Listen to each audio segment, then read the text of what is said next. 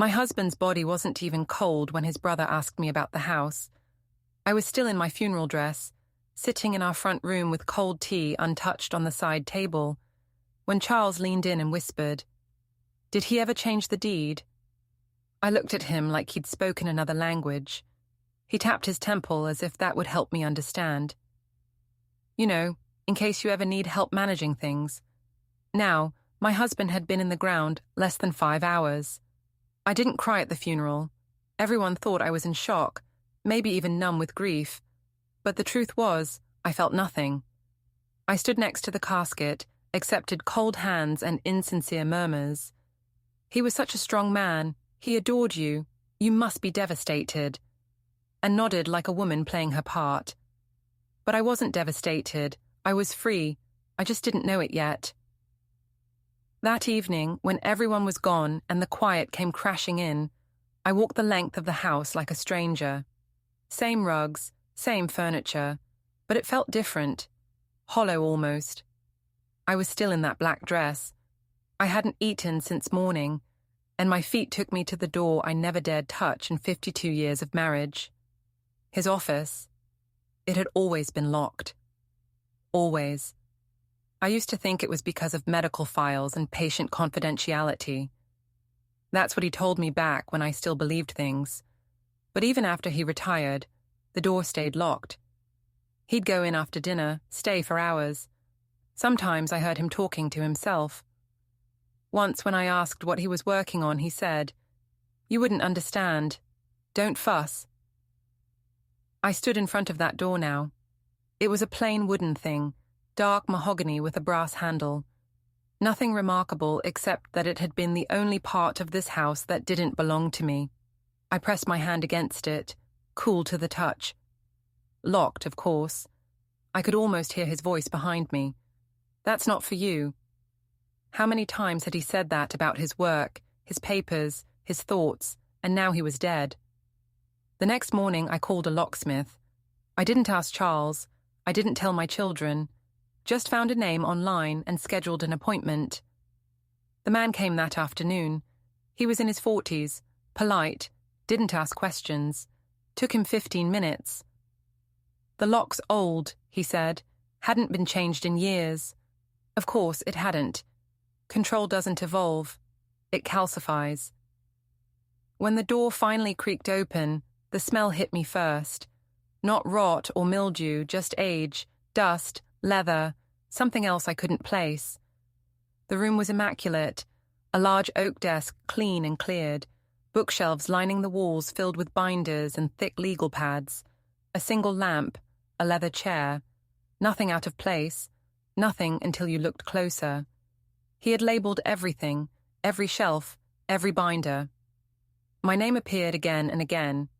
I didn't go further. Not yet.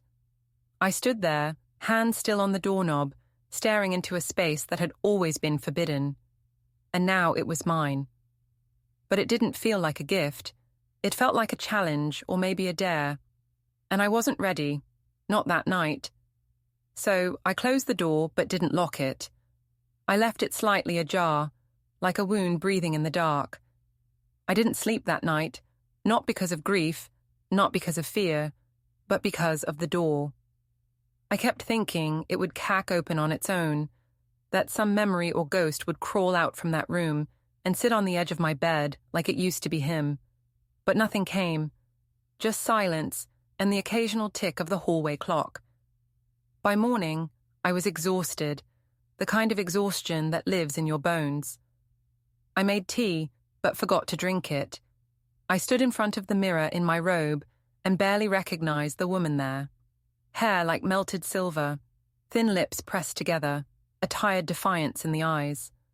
I hadn't felt like someone in control of her life in years, maybe ever. By noon, I gave in. I walked back down the hallway and pushed the door open all the way. The air inside hadn't changed. Neither had the smell. Old paper, furniture, polish, something medicinal underneath. I stepped in slowly, almost respectfully, like I was entering someone else's grave. The desk was the first thing I approached. It was heavy, walnut, well kept. A glass paper weight sat in the center. Underneath it, a cream envelope with my name, Evelyn. Handwritten, neat, familiar. He always had good penmanship, controlled like the rest of him. I opened it with stiff fingers. No letter, just a list. Typed signed instructions for Evelyn Grace upon my death. Contact Charles immediately to handle all financial accounts. Do not attempt to access my office. Legal matters will be resolved separately. Continue psychiatric treatment as previously arranged. All decisions regarding the estate to be coordinated through executive. Avoid stress. Focus on routine. Take medications as prescribed. No, I love you. No, thank you for the years. Just tasks, orders from the grave. I sat down in the leather chair slowly, let the paper fall from my hand. It slid to the floor without a sound. He'd been planning this even now, still telling me what to do, still assuming I'd obey. I opened the top drawer of the desk, neat folders labeled meticulously, egg finances, egg medications, edge appointments, row after row like case files on me.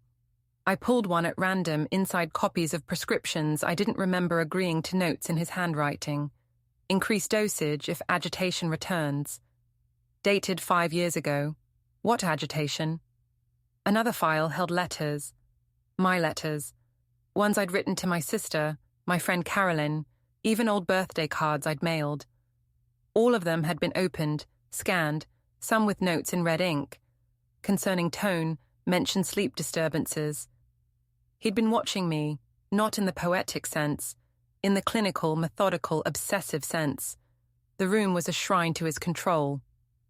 I moved to the shelves. Every binder was labeled by year, some by month. Edgy's Behavior Log, 2013. Edge Schedule Monitoring, 2016. I pulled one inside, typed notes. June 3rd. Evelyn stayed out longer than usual at store. Unexplained. September 14th. Refused medication. Became verbally resistant. I pressed my hand to my chest. I felt sick. I had lived this life. I remembered the arguments, the sighs, the way he'd tell me to rest, how he'd pour my water, how I was too tired to join the neighbors. All of it had been orchestrated. I sat down again, my knees weak. The room swayed slightly. This wasn't a husband's study. It was a case file, a case he'd built against me piece by piece for years, and I'd never once thought to question it. The afternoon light shifted. The shadows grew long across the floor. The envelope still lay where it had fallen, his handwriting like a scar across the cream paper. He hadn't left me a letter. He'd left me instructions. And for the first time in my life, I had no intention of following a single one of them. The safe was behind the curtain. I hadn't noticed it the first time, too caught up in the paper trail on the desk. But when I returned the next morning, coffee in hand and a steadier pulse, I saw the edge of a brushed steel door tucked behind the velvet drape. A wall safe, medium-sized, familiar. He used to joke about it. A man needs one secret in his life, he'd say, with that tight half-smile he reserved for parties. I thought he meant old love letters, a bottle of whiskey, something harmless. Not this. I ran my hand over the keypad, 4 digits, no clue. I sat in the chair again. The room was too quiet, too symmetrical. Every inch felt curated like I wasn't in a house, but inside a thought he'd constructed for me to live in. I looked around. The books on the shelf weren't just for show. He had journals, not medical ones, not quite personal either, just records. One was labeled E.G. Behavioral Notes. I opened it. March 7th, displayed resistance to suggestion about church attendance. Tone sharp, recommend reinforcing structure. July 12th, increased fatigue, may need vitamin adjustment or check thyroid. Monitor over next 2 weeks. October 2nd, cried during breakfast, possible hormonal shift, maintain medication, watch for escalation. My tears weren't even mine. He turned them into data, symptoms. I was never Evelyn. I was a subject. I closed the journal and reached for the drawer again. This time I noticed a leather-bound planner. His handwriting meticulous as ever. On the back page, a list of numbers, pins, account codes, random details. One of them was dated with our wedding anniversary, June 17th. I went back to the safe, entered 0617. A click. The door swung open. I expected documents, maybe a gun, something sharp, sinister. But it wasn't that. It was worse. Inside were 3 items: a legal envelope marked Last Will and Testament Confidential, a yellow folder labeled Declaration of Incapacity, e.g., a locked metal box. My hand shook as I reached for the second. The Declaration of Incapacity was a prepared statement signed, notarized, backdated 6 months ago, claiming I was cognitively declining, that I needed a legal guardian, that I lacked the ability to manage personal affairs. He was going to have me declared incompetent. There were doctors' signatures, familiar names. One had been at our Christmas dinner last year. My face flushed hot. I tasted metal in my mouth. He was setting it up piece by piece to take everything. My choices, my house, even my name. The will would come later. I wasn't ready for that yet. I locked the safe again. Slowly, carefully memorized the code. Then, I stood in the middle of the room staring at the desk. This wasn't just control. It was a coup. He had spent years building a world where my opinions didn't count.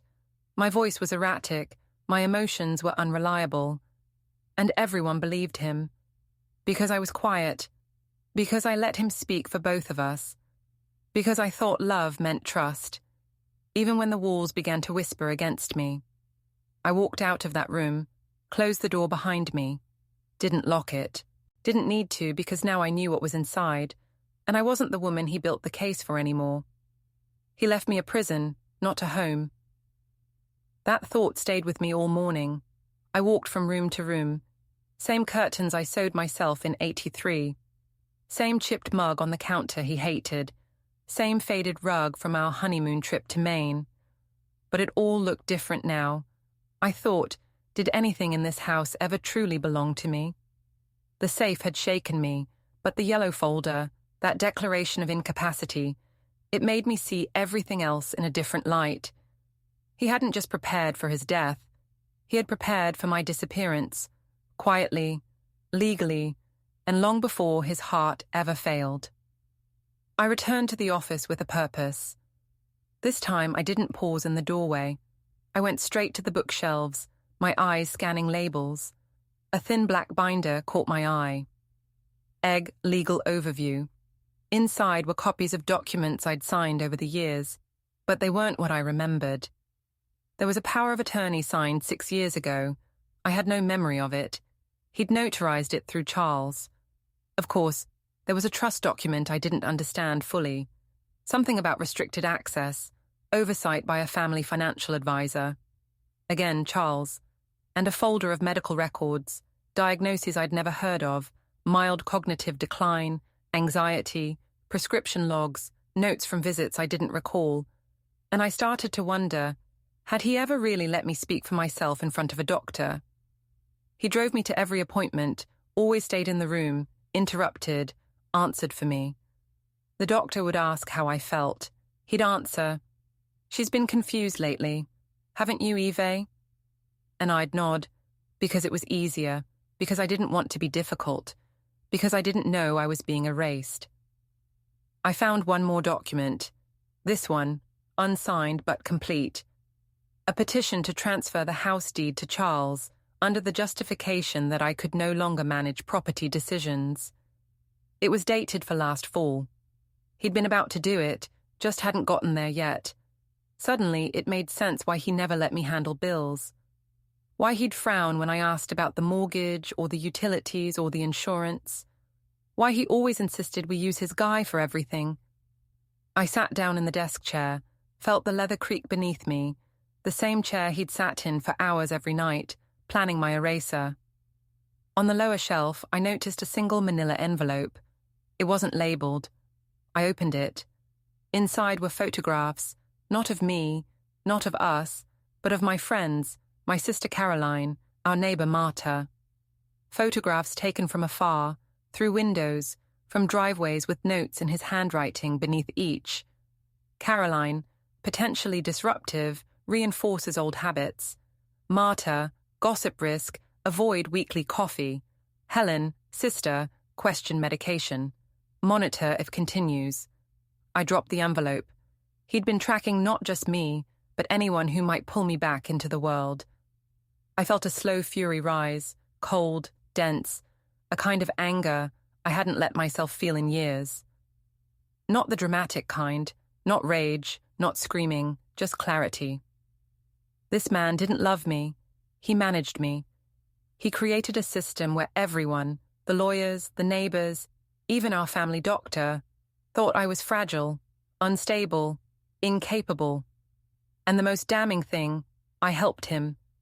Every time I stayed silent, every time I said, "Oh, he's just protective," every time I let him speak for me, every time I told myself it was just age, just marriage, just a phase, I stood slowly, my knees stiff, and walked to the window.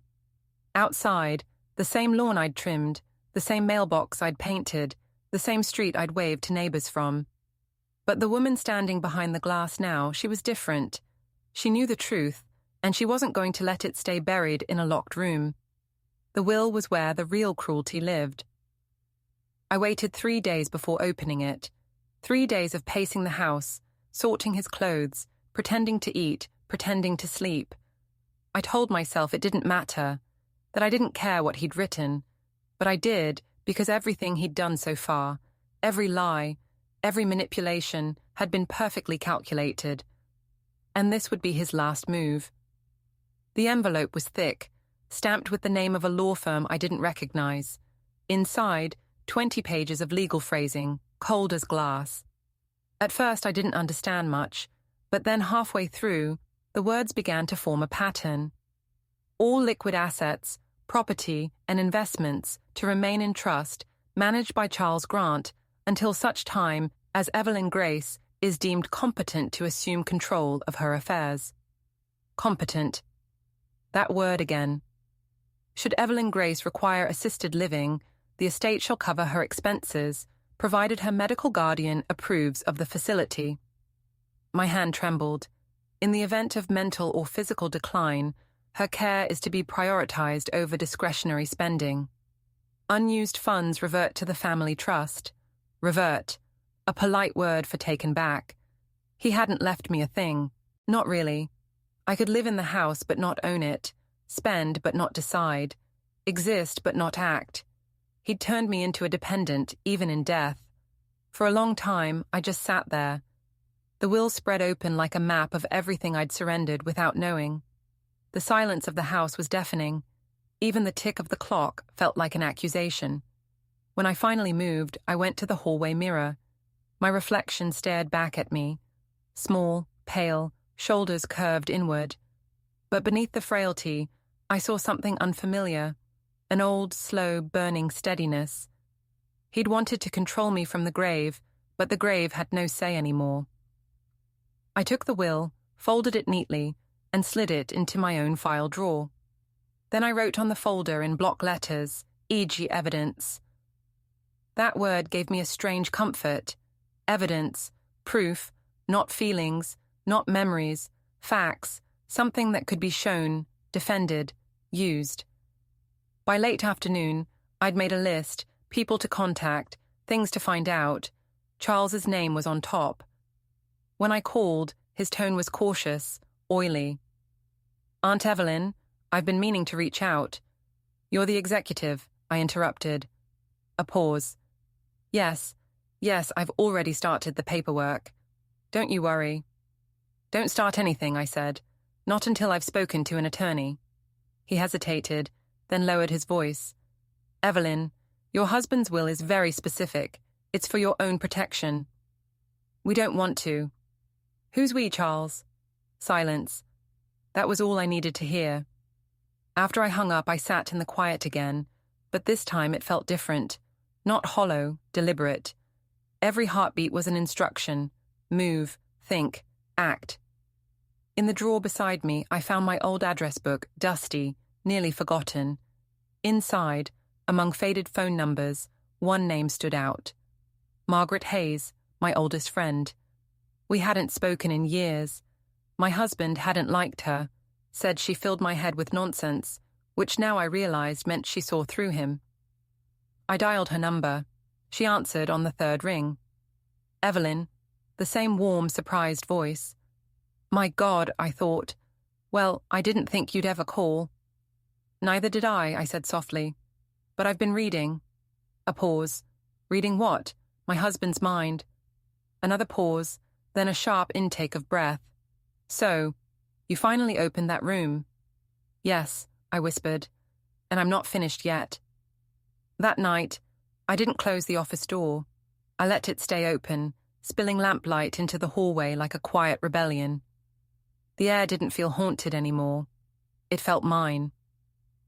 The lawyer looked at me like I was someone's confused aunt. He was young, mid-30s maybe. Kind eyes, careful tone, as if afraid I might break into tears or forget where I was. I didn't. I sat across from him in my best navy coat, hair pinned back, papers organized in the folder I labeled E.G. evidence. I handed him the will, then the medical file, then the notarized power of attorney, the trust documents, the fabricated diagnosis. He flipped through them slowly. His eyebrows rose a little, then again. By the third document, his tone shifted. Mrs. Grace, I don't know what to say. Say the truth, I replied. Tell me what he tried to do. He nodded slowly, took a breath. What he did, he said, was attempt to create a legal structure that limited your autonomy without declaring you legally incompetent in court. Which means he walked a fine line. He never actually submitted the declaration of incapacity. Correct. Not yet, I said, but he planned to. The lawyer, his name was Mr. Rios, leaned back in his chair. He looked thoughtful now, not pitying. Good. The will is structured to trigger those limitations upon death, but everything rests on the assumption that you won't challenge it. He glanced at me, searching. Are you planning to? I didn't come here for comfort, I said quietly. I came for a way out. He smiled just slightly. Then you've come to the right place. We spent the next hour dissecting the documents one clause at a time. Mr. Rios explained what the trust did, who controlled it, how to contest it. He told me the will wasn't as airtight as my husband probably thought, not with evidence of manipulation, not with documented patterns of control. I'll need to review everything in detail, he said, but I believe we can challenge this, especially if you can prove he intentionally misled professionals or coerced decisions. I have more, I said. Photographs, journals, logs, medical records I never agreed to. He blinked. Bring it all. The more the better. As I gathered my things, I paused. There's something else, I said. Yes, I don't want just to break the will, I said. I want to be the one who writes the next one. Mr. Rios nodded slowly. We can arrange that. When the trust is dissolved, the assets will return to your control. You'll be free to decide everything. Everything. It echoed in my mind like a bell. As I left his office, the autumn wind whipped at my coat. The sky was sharp and clear. Downtown was noisy, but I felt calm, solid. For the first time in decades, I was handling my own life, not reacting, not apologizing, not waiting for permission, just acting. At home, I placed the folder carefully in the drawer. Then I went back into the office. The safe sat quietly behind the curtain as always. I opened it again. This time, I reached for the locked metal box. It was heavier than I remembered. Inside, jewelry, some old letters, a few family heirlooms, and at the bottom, an envelope marked with my full name. When I opened it, I expected another list, but it wasn't. It was a check blank, signed with the full balance of our joint account, and a single sentence written on the card paper beneath it in case you ever found the door. I stared at it for a long time. So he knew. He knew I'd find it one day. Maybe not soon, maybe not ever.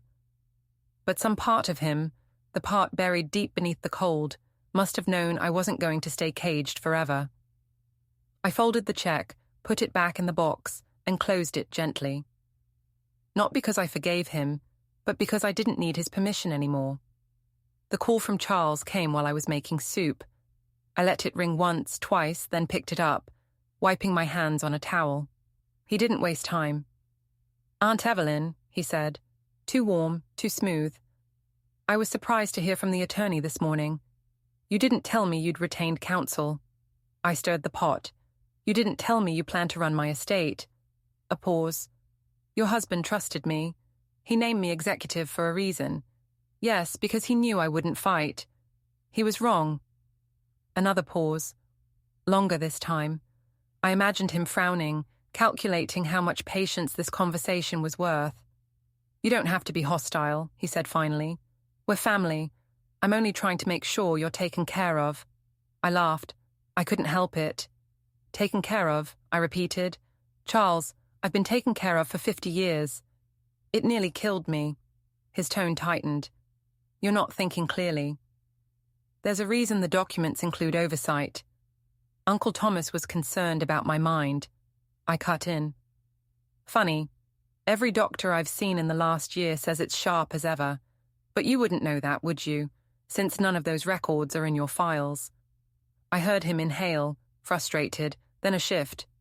"Look," he said, switching to sympathy, the condescending kind.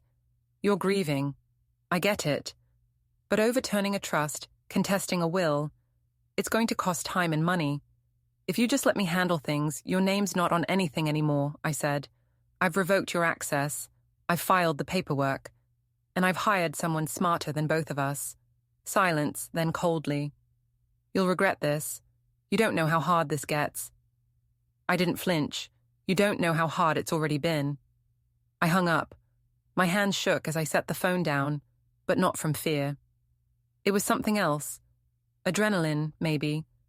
That rush of saying what should have been said years ago, of not flinching, of not apologizing for being awake. The next morning, Mr. Rios called with updates. "We filed the motion to freeze the trust," he said. "Your nephew can't make any moves until the hearing. We'll start preparing for contestation next." "What happens if we win?" I asked. "You gain full legal and financial independence, control of the estate, the house, everything, everything." There was that word again. That afternoon I opened the office windows. First time in years. Let the air in, let the dust out. I took down the curtains, the heavy ones he'd insisted on, and threw them in a garbage bag. Then I pulled the photographs off the wall. His degrees, his awards, all framed like declarations of power. I wrapped them in old towels and boxed them. Put the box in the garage, not out of hatred, out of space, because I needed room to breathe. In the corner of the office sat a filing cabinet I hadn't dared open yet. It looked ordinary, brown, dented, but something in me knew it mattered. I forced the drawer. Inside, more files, folders labeled with initials, women's names I didn't recognize, their addresses, birth dates. My breath caught. One folder, M. Hayes, had photographs of Margaret, my friend. The one I'd just reconnected with, notes in his handwriting. Persistent influence discouraged Evelyn from routine, advised therapy cessation. He documented her like a threat. Another file. C. Franklin. Caroline, my friend from church. She stopped calling years ago. I thought life just got in the way. Observed repeated mention of freedom, potential destabilizing influence. I sat down slowly. He hadn't just watched me. He'd monitored anyone who reminded me who I was. He knew.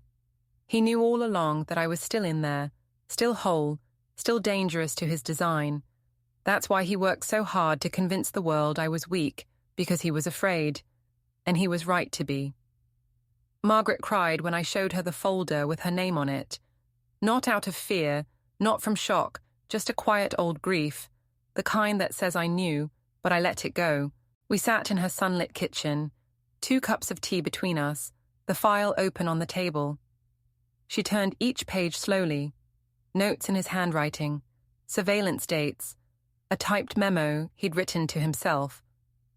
Margaret remains a disruptive factor. Recommends against contact. Escalate narrative of forgetfulness if needed. Narrative.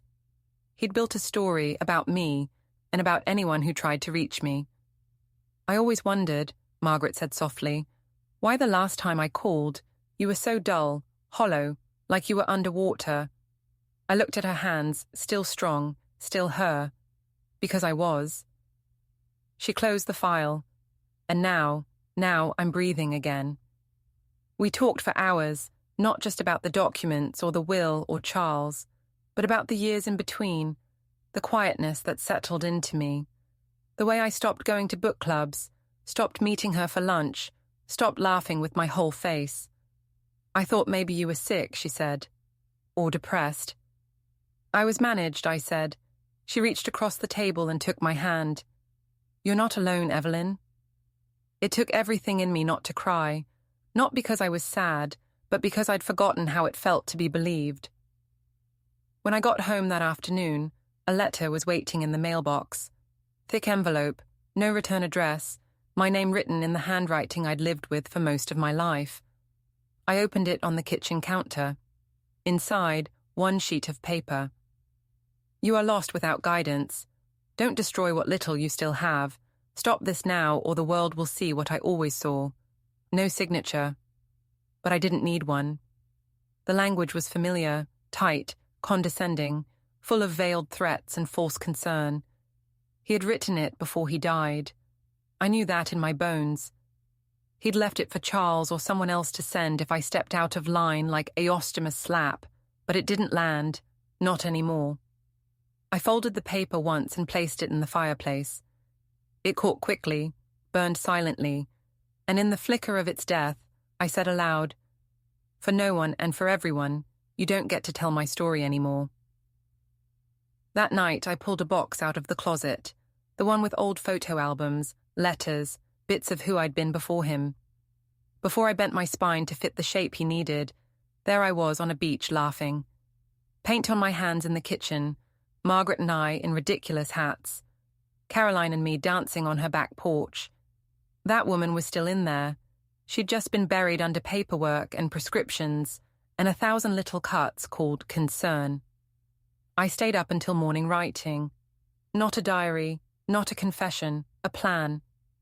For every document he filed against me, I'd write a truth. For every lie he left behind, I'd plant something living.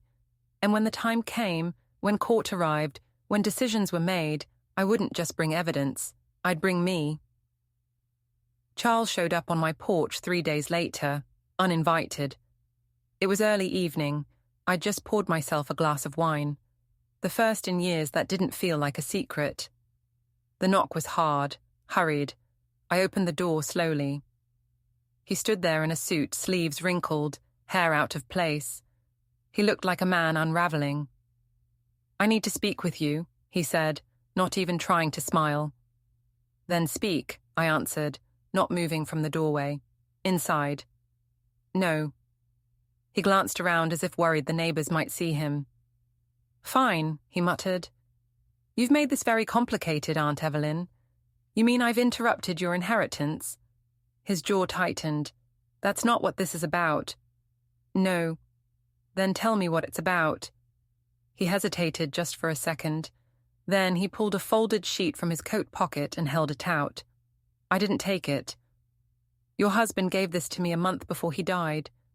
Charles said instructions, contingency plans. He wanted everything handled with dignity, with respect for your condition." "My condition," I repeated flatly. He went on. "He feared you'd do something irrational, that you'd lash out in confusion. We were trying to protect you by taking away my home." "It's in the trust," he snapped. "The law?"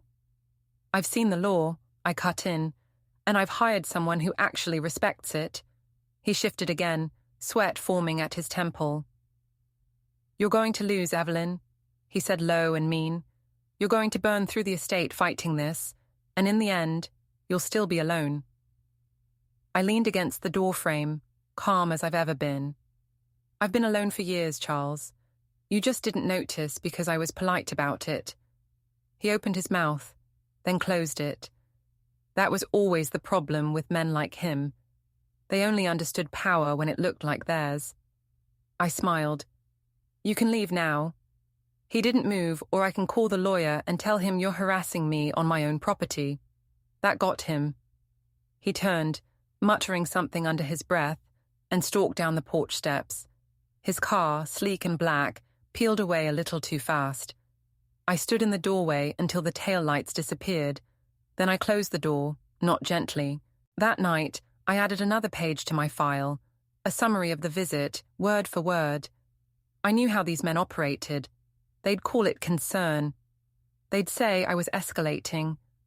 They'd try to reframe my resistance as instability, but I was building my own record. Now, the next morning, I met with Mr. Rios again. We went over every clause in the trust, every inconsistency in the medical reports, every witness statement I'd begun collecting from Margaret, from Caroline, even from the pharmacist, who remembered my husband picking up prescriptions under his name, not mine. You're doing better than most, Mr. Rios said, smiling. Most people don't have the clarity you do. I wasn't allowed to have clarity, I said. That was the whole point. He nodded. As I left his office, I passed a mirror in the hallway, caught a glimpse of myself, hair a little windblown, cheeks pink from walking, shoulders straight. I looked real, not invisible, not someone's wife, not a fading memory in a file, just a woman with fire in her chest and a name she wasn't letting anyone rewrite. I used to think silence was safe. Now I know it's where people disappear. Not all at once, not with a bang, but slowly, so gently, they don't even notice they're gone. I'd been disappearing for years, one prescription at a time, one cancelled lunch, one condescending comment. You don't need to worry about that, sweetheart. I'll handle it. You rest. No need to overthink. Like I was a flickering light, someone was quietly unscrewing until I wasn't shining at all. But 10 days after Charles stood on my porch trying to scare me into compliance, I stood in a notary's office and signed my own name clearly, steadily on a power of attorney revocation form. The woman behind the counter looked up. She must have been my granddaughter's age, 22, maybe 25, but she looked at me like I was something rare. Mrs. Grace, she said, if more people came in like you. I didn't ask her to finish. I walked out of that building taller than I'd walked in. The next task on my list was harder, personal. I took the bus, not because I had to, but because I hadn't done it in years. I needed the reminder of who I used to be, the one who knew how to navigate life without asking for help or permission or forgiveness.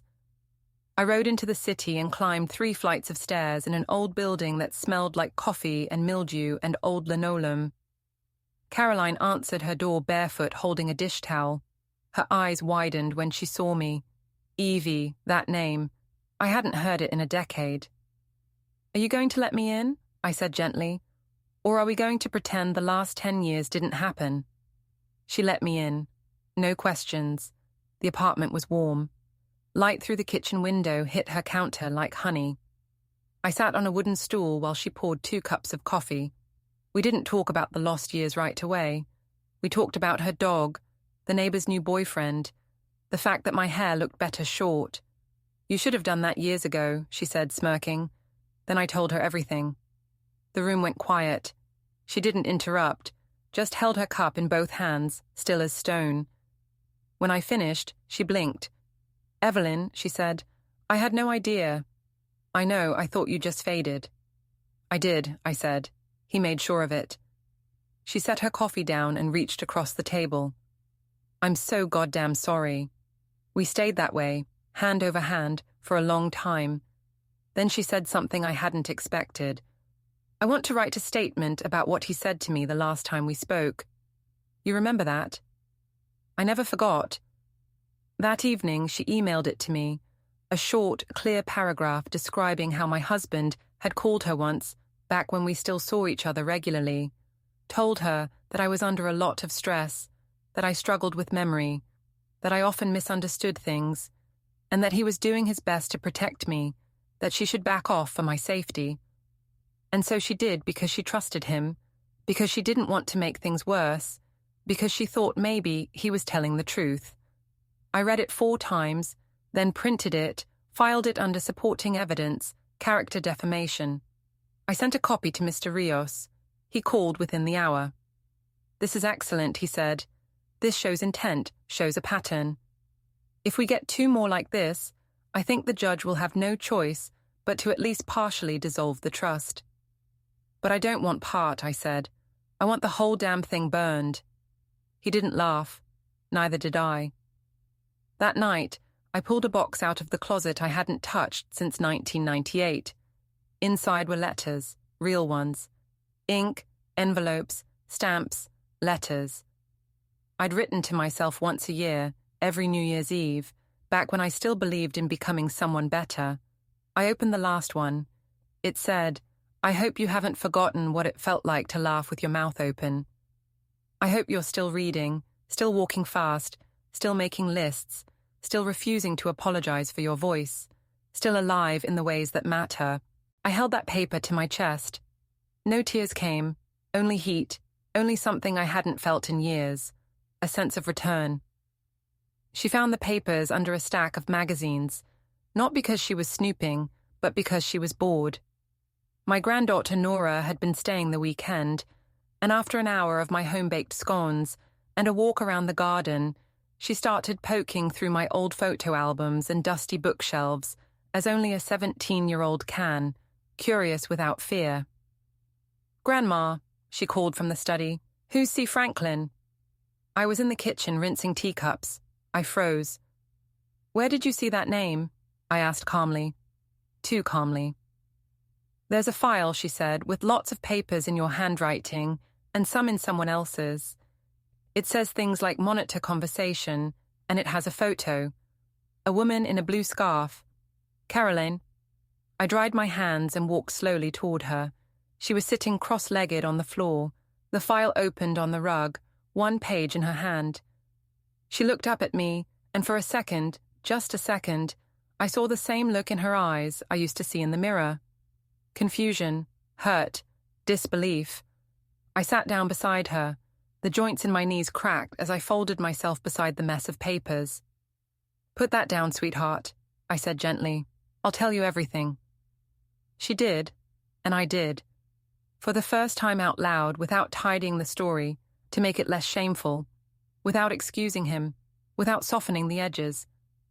I told her about the office, the safe, the fake diagnosis, the friends he tried to cut off, the money he kept from me, the documents that said I was incompetent, the visits I wasn't allowed to make, the questions I was trained not to ask.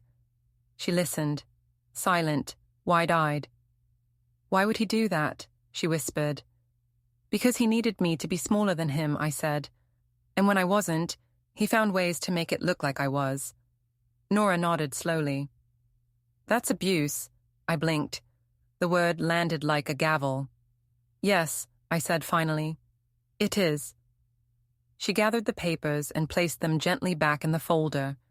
Then she looked me in the eye, and this child, this teenager, with her black painted nails and sharp brain and no tolerance for lies, said he was wrong about you.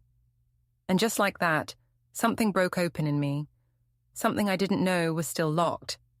Later that night, after she'd gone to sleep in the guest room, I sat at the kitchen table and pulled out a clean sheet of paper. At the top, I wrote, "Testimony, Nora Grace. Witness to documents and emotional impact."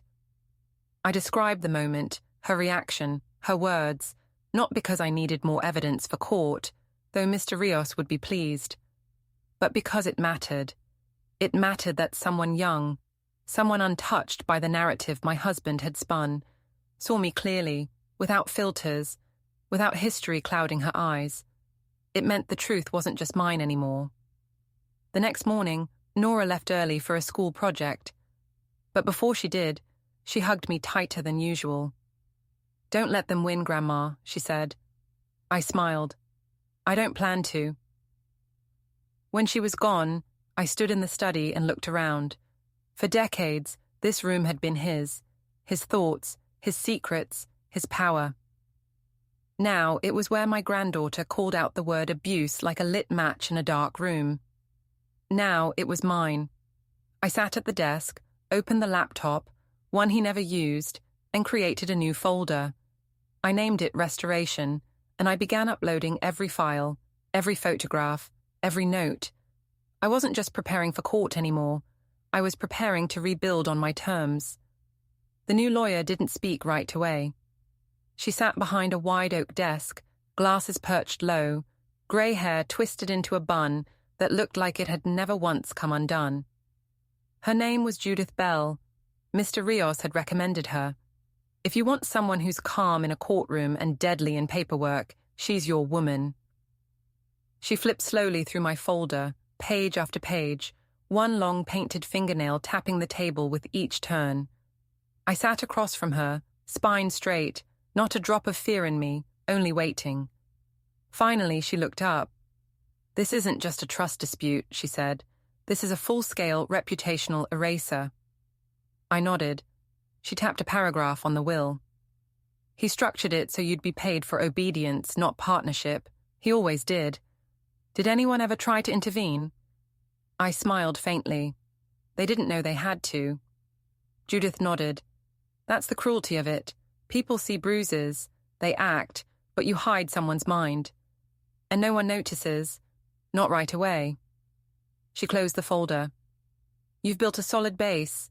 Affidavit, logs, misdiagnosis, irregular power of attorney. But there's one more thing that could tip this. Proof of intent. A document or message where he clearly indicates he meant to control you, not help." "I have something," I said quietly. I reached into my purse and pulled out the letter, the one Charles had delivered posthumously, the one that said, "Stop this now or the world will see what I always saw." Judith read it once, then again, then she smiled. Not kindly. "Oh," she said, "he made our job very easy. We spent the next hour discussing strategy. There would be a preliminary hearing in 3 weeks. She'd petition to suspend Charles's executive, file a motion to dissolve the trust, submit evidence for financial abuse and coercive control." "Will I have to speak in court?" I asked. "Yes," she said, "but you won't be alone." That night, I sat by the fireplace, fold her in my lap, the pages almost warm from my hands. I kept thinking about something Caroline had said in her affidavit.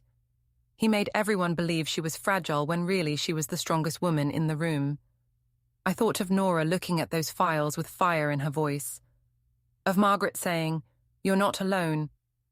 Of Mr. Rios telling me, "You're clearer than most clients half your age."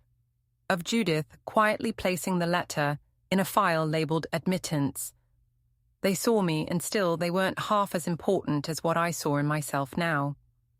The next morning I walked into the local library, the one I hadn't visited in 15 years, and asked for the event room. The librarian blinked. "Are you hosting something?" "Yes," I said. "A workshop." She tilted her head. "On what?" I smiled. "Estate clarity and mental manipulation in long marriages." She blinked again. "You mean like financial abuse?" "Yes," I said, "but polite, institutional, the kind no one talks about until it's too late." She stared, then nodded. "We've never had that before." I'm not surprised. I paid the deposit, reserved a date, and left with a stack of flyers under my arm. On the way out, I saw my reflection in the glass of the exit door. Same silver hair, same lined eyes. But something else now, too. A woman who'd been pushed into silence for half a century and chose to speak anyway. A woman who'd stopped waiting to be heard. A woman who didn't need revenge to feel powerful. She just needed her name back. He showed up with a folder, pressed slacks, polished shoes, and a forced calm that wire of panic. Charles stood on my doorstep again, this time holding a manila file like it was a shield. He didn't ask to come in. He knew I wouldn't let him. "I spoke to your lawyer," he said. "This is getting out of hand." I crossed my arms. "Out of your hands, you mean?" He flinched at that, just barely. "I came to offer a resolution," he said, voice clipped, "a way to avoid court." "You don't need that kind of stress, Evelyn." There it was again. The tone, the performance of concern, the subtle suggestion that I couldn't possibly handle what I had already lived through. I'm fine, I said. You, on the other hand, look tired. He didn't smile. I've spoken to the family, he said, adjusting the file in his hands. If you'll sign a partial concession, relinquish the inheritance claim, but keep the house, we'll drop the trust oversight, let you live comfortably. No court, no headlines. Everyone wins. I stepped out onto the porch and closed the door behind me. You think this is about money? He hesitated. Isn't it? No, I said flatly. It's about my name, and the fact that no one, not you, not your uncle, not anyone gets to erase it. Charles held out the folder. Please, Evelyn. This is the right way. I didn't take it. The right way, I echoed. He spent years planning to make me disappear. You were going to carry it out, and now you want me to nod along for convenience. It was never personal. It was my life, Charles. He blinked, and for the first time since this began, he looked uncertain, not shaken, not sorry, but unsure, like he couldn't understand how this had turned on him. You were always quiet, he said. You never argued. You never... Because I was surviving. He looked away. You all thought I was soft, I said, voice steady. But I was waiting, watching, gathering. Now I have truth, and you have damage control. He stepped back. The file in his hand drooped slightly, the papers inside beginning to slide. I didn't offer to catch them. You still have time, he said quietly, to make this simple. I looked him in the eye. So do you. He turned, folder clutched to his chest like a wounded thing, and left without another word. When the door closed behind me, I locked it. Not out of fear, out of clarity. Later that afternoon, Mr. Rios called. Just heard from their legal team. He said they're getting nervous, offered a settlement. I don't want a settlement, I said. I told them as much. He paused, then added, You're making waves. I'm making records, I corrected. The next morning, I stood in front of a group of 8 women at the library. 3 widows, 2 divorced, 1 social worker, 1 daughter, and 1 woman who simply said, I don't know why I came, but I think I was supposed to. I held up a photo of the will, the forged diagnosis, the power of attorney he'd filed without my knowledge. Then I spoke about control that wears a smile, about marriages where silence is rewarded and questions are punished, about being groomed into helplessness with praise and stripped of power in the name of protection. Every face in the room nodded. Some cried. 1 woman whispered, He does that too. When I finished, I said, If you feel like something is being done to you instead of with you, stop, ask, push, document, because the paper trail they leave can be the rope you climb out on. The room was quiet. Then 1 woman clapped, then another. It wasn't applause like a performance. It was recognition.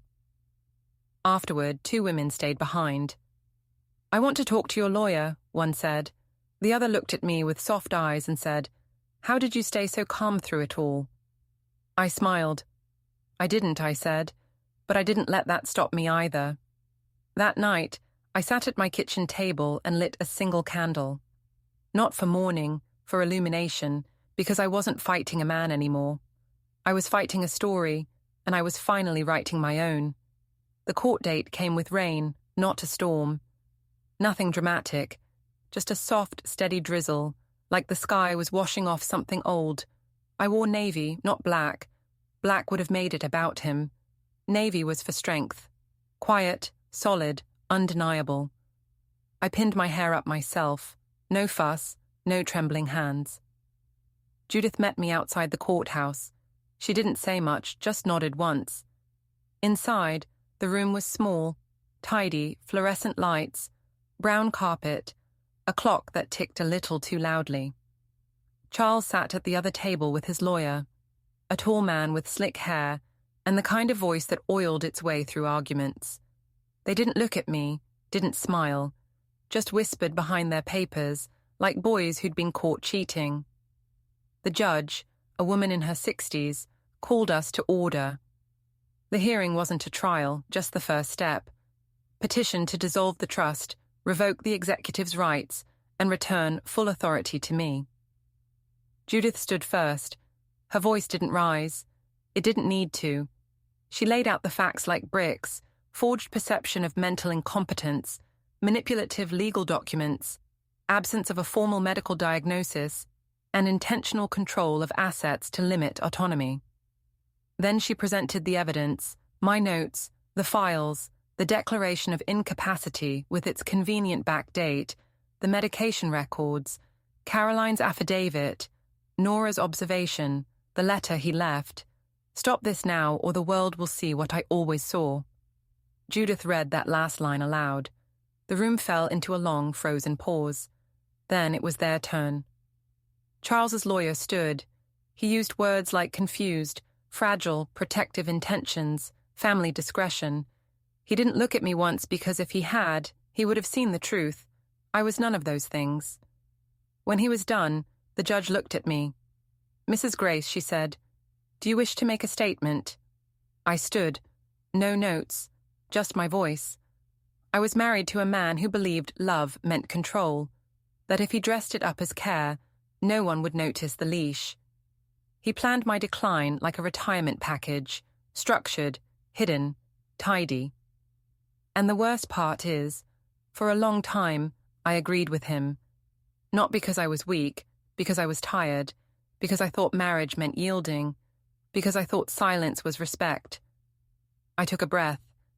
But then I opened the door. Another breath. And what I found wasn't love. It was a case file on my life. He had erased me legally, emotionally, financially, and I didn't even notice until I did. And once I did, I couldn't go back. I looked the judge in the eye. I'm not here to be angry. I'm not here for revenge. I'm here to take back what was always mine. The judge nodded once, then recessed for deliberation. 30 minutes later, we returned to the courtroom. Her ruling was short. Firm, the trust is hereby dissolved. The named executive is removed. All assets, property, and legal authority return to Evelyn Grace. Charles didn't move, not even when the gavel fell. Judith touched my arm gently. It's done, she said. But it wasn't the gavel or her words that made it real. It was the way I exhaled like I hadn't breathed in years. Outside, the rain had stopped. The pavement shimmered. I stood at the top of the courthouse steps, bag in hand, no one beside me. And I wasn't lonely. I was whole. I walked down those steps without looking back, because when you leave a cage, you don't stop to memorize the bars. I didn't throw anything out right away. It's tempting after a victory to start purging clothes, photos, papers, anything that smells like the past. But I knew better. Victory isn't the same as healing. Healing comes slow, quiet. It doesn't march, it lingers. So the house stayed the same for a few days. The same furniture he picked, the same layout, the same heavy curtains in the living room drawn for energy efficiency, but really just to keep the world out. But then one morning, I opened all the windows, every single one. I let the air move through like a tide. I watched the curtains sway. I didn't touch a thing, just let the breeze remind the walls what it felt like to be alive. Then I opened the drawer in his office and pulled out the envelope I'd been avoiding to Evelyn, if she ever finds this. I read it again slowly. You're not well, Evie. You haven't been for a long time. You don't see what I see. You twist things, forget things, and I knew one day you'd come for what's mine. So I set this up because you weren't safe anymore. Not to yourself. I did this to protect you. I hope you understand. It wasn't an apology. It wasn't even cruel. That's what made it worse. It was a man justifying himself in the language of care. A man so convinced of his rightness, he wrote this letter, assuming I'd read it in shame. I folded it once, slid it back into the envelope, wrote across the front in black ink. This was never love. Then I sealed it, not to keep, to bury. That afternoon, I drove to a quiet park just outside town. There's a walking trail there, mostly flat, with old trees and a creek that hums. I used to walk it before he started calling my outings overexerting. I walked it again, letter in hand. At the halfway mark, there's a bench under a crooked oak. I sat there alone and read the letter one last time. Then I tore it in half. Then again and again, until the wind carried the pieces out of my lap and into the trees. And just like that, I let it go. Not the memory, not the pain, but the power it had over me. When I got home, I did start throwing things out. Not out of spite, out of space. The curtains, the folders, his collection of trophies from medical conferences I was never invited to attend. The recliner he never let me sit in. The file labels with my name like a patient ID. Gone. I kept the records, though, the evidence neatly boxed, not as a monument, but as a marker, a reminder of what vigilance looks like. A few weeks later, the workshop at the library doubled in size. Women brought friends, daughters, neighbors. One even brought her husband. Said she wanted him to hear what silence sounds like. Judith came to one. She sat in the back taking notes. I want to start a resource center, I told her after, for women who feel something's off but don't know what. A place to ask questions before it's too late. She nodded. You'd be good at that.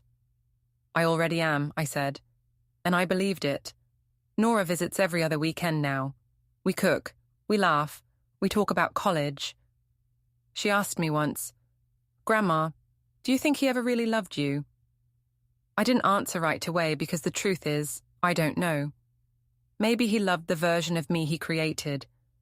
The soft one, the quiet one, the one who didn't ask why. But me, Evelyn Grace, no. I don't think he ever saw her at all, and that used to break my heart. Now it breaks his legacy because I didn't just survive him. I exposed him quietly, completely. I dismantled the system he built with folders and charm and concern. And I did it not with rage, but with truth. I kept a copy of the court ruling in a small frame by my bed. Not because I need proof, because I like remembering the day the silence ended. The day my voice, soft, aged, persistent, became louder than his ghost. If you're reading this, if you're nodding along, then maybe it's your time too. Time to open the locked room. Time to read the papers. Time to tell the truth. Don't wait for someone to rescue you. They will call you angry. They will call you difficult. They will say you're remembering wrong. Let them because you know, and now you speak, and we hear you like this story. Share it. Someone else might need to know they're not crazy, just controlled.